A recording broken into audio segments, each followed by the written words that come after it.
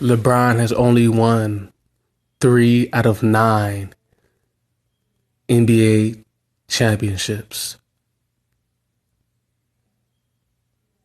LeBron is a historical loser.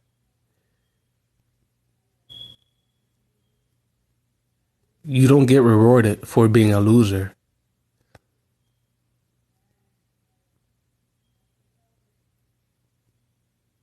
LeBron would never surpass Jordan.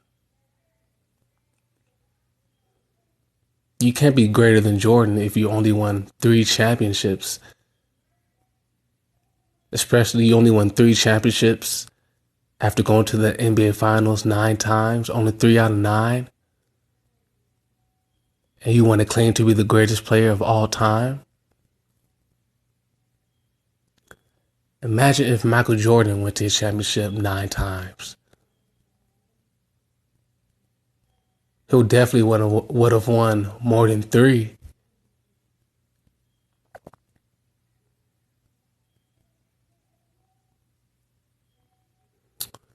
Okay, guys, let's delve into some of LeBron's NBA championships. Okay, LeBron's first championship was against the San Antonio Spurs in 2007. LeBron got swept that series. A lot of people give LeBron a pass for that NBA Finals, getting swept against the San Antonio Spurs in 2007. A lot of people say, oh, that was his first NBA championship. LeBron was young. LeBron didn't have a squad, so he gets a pass. Well, I'm not too sure if I would give LeBron a full pass on this one.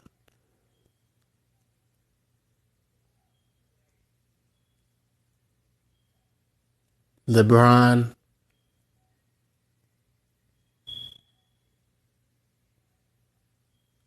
By the time LeBron was in the 2007 NBA Finals against the Spurs, he was already in the league for like 4 years by then.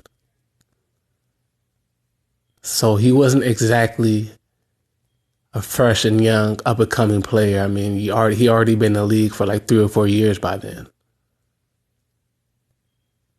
And by 2007, he had already declared himself as the king. So if you're the king, you're going to have to be judged by king standards, right? And since LeBron was a king in the 2007 NBA Finals, how are you the king and the best player in the league, quote unquote, and you get outplayed by Tony Parker? Tony Parker outplayed LeBron in the 2007 NBA Finals. In that series, Tony Parker averaged 24 points per game. He shot the ball well over 50%. On the other hand, LeBron, he only averaged 22 points per game and shot the ball at around 39%. So yeah, Tony Parker outplayed LeBron James. And LeBron James, he was supposed to be the king of the league. He declared himself the king, and he got outdueled by a player that he's supposed to be better than, Tony Parker. And Tony Parker is nowhere close to even being a top 10 player of all time. And that's who LeBron got outplayed by. And LeBron, he some people say he's the greatest player of all time. Imagine if Michael Jordan got outplayed by Tony Parker. Michael Jordan would never get outplayed by Tony Parker, man. That would be impossible. There's no way in hell Michael Jordan would ever get outplayed by Tony Parker.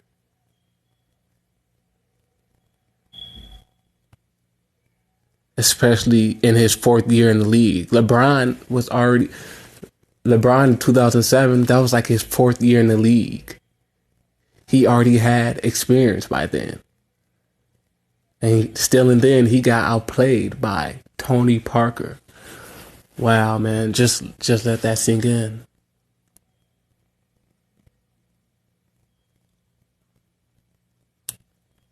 And one of the other players that LeBron got outplayed by, and this is in the 2011 NBA Finals, LeBron got outplayed by Dirk Nowitzki. In the 2011 NBA Finals, that was LeBron's first season as a Miami Heat player, and he had Dwayne Wade and Chris Bosh. Those were three superstars: LeBron James, Wade, and Bosh. And then, he got outdueled by the Dallas Mavericks, a team that had nowhere the same amount of talent as the Miami Heat. LeBron got outplayed that series. LeBron played horrible that series. He averaged like 18 points per game. Not only did he get outplayed by Dirk Nowitzki, he got outplayed by Jason Terry. And Jason Terry was already old by then. In 2011, Jason Terry was old and at the end of his career. And Jason Terry is nowhere near a superstar. Jason Terry is by no means anywhere close to being a superstar. And he was putting good defense up against LeBron. He was outscoring LeBron. Michael Jordan would never get outplayed by a player like Jason Terry. Kobe Bryant would never get outplayed by a player like Jason Terry. Come on, bro. And Dirk Nowitzki is a good player. He's a great player.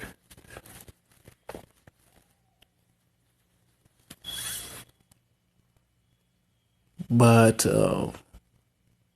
when you think about Dirk Nowitzki, you don't really think of him at first as one of the all-time greats. I mean, he's a great player, but you really don't see him as an all-time great like that.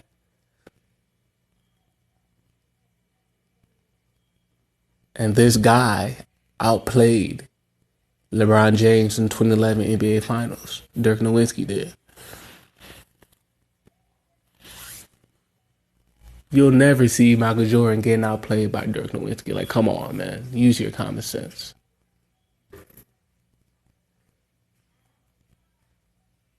And just let that sink in, man. Like, LeBron had Wade and Bosh. And he still couldn't beat. He had two other superstars, Wade and Bosh.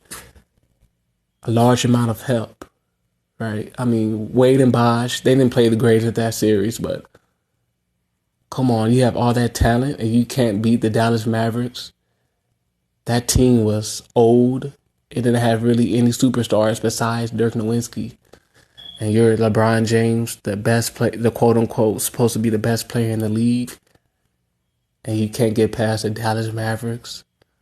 I mean, how great is LeBron really? How great is he?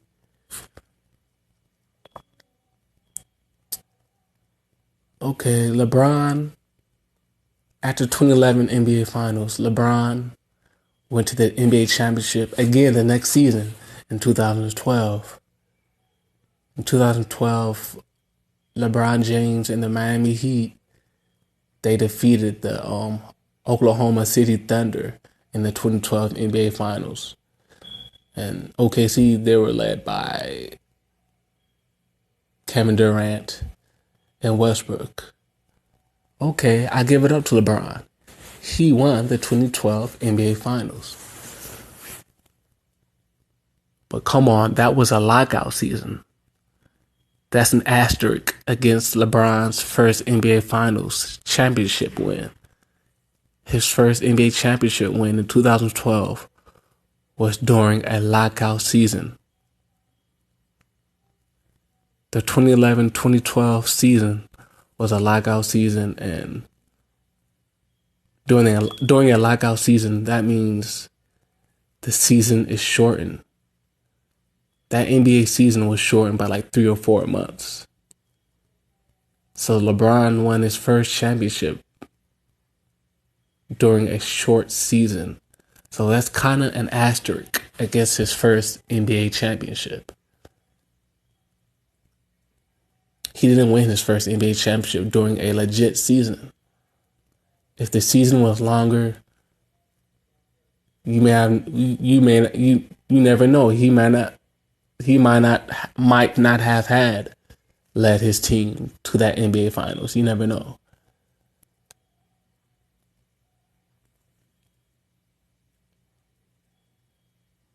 And in 2014, let's talk about the 2014 NBA Finals.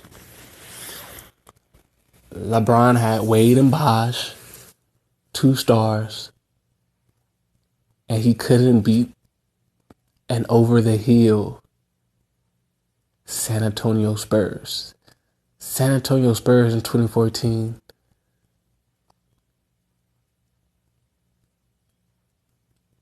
They had a lot of old players, old washed-out players. Tim Duncan was over the hill in 2014. Tony Parker was over the hill in 2014. Manu Ginobili was over the hill in 2014. And Kawhi Leonard was just a young up-and-coming player in 2014. And LeBron James was supposed to be the best player in the league, and he couldn't beat that over-the-hill San Antonio Spurs. Michael Jordan would have distracted that San Antonio Spurs squad. I mean, that squad had a whole lot of over-the-hill players. I mean, no one on that squad in that NBA Finals, no one on that Spurs squad in that NBA Finals, in the 2014 NBA Finals, averaged up to 20 points per game. And LeBron still couldn't beat that squad. Just let that sink in. I mean, how great is LeBron really, man?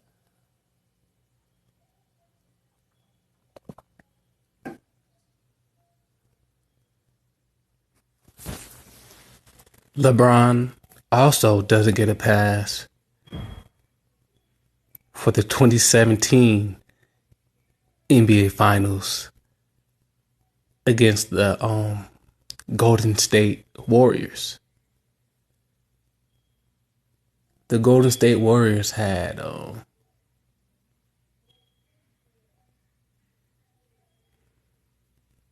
Kevin Durant,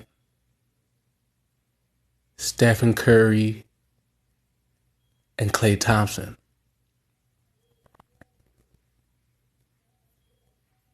Those are three great players, 3 good players. Especially Kevin Durant and Stephen Curry. But LeBron, he had a squad too. He had some good players on his squad too. LeBron had Kyrie Irving and Kevin Love. And they were just coming off a championship win the season prior in 2016.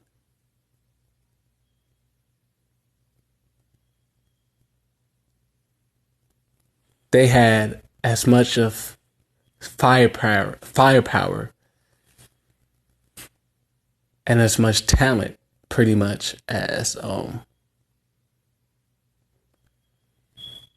the Golden State Warriors.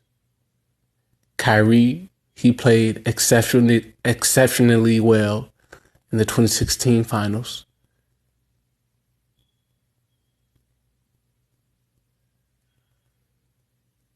and he played fantastic in that current season of the 2017 season.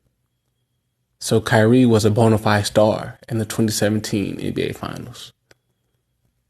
And Kevin Love, he was doing his thing as well.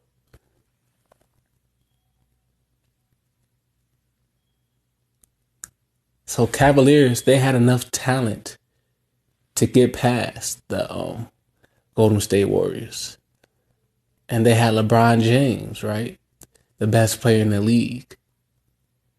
So you have the best player in the league, Kyrie Irving and Kevin Love. 3 bona fide players. So you don't get a pass. And you just won the championship last season. So you don't get a pass for losing against Kevin Durant and Stephen Curry. Klay Thompson didn't even play all that great that series. Stephen Curry, he had a bad field goal percentage that NBA Finals against LeBron and the Cavaliers. So LeBron doesn't get an excuse for losing the 2017 NBA Finals. They don't. I mean, they won the season prior. They were the NBA championship winners of going into that NBA Finals series. So they don't get a pass. LeBron doesn't get a pass in that series.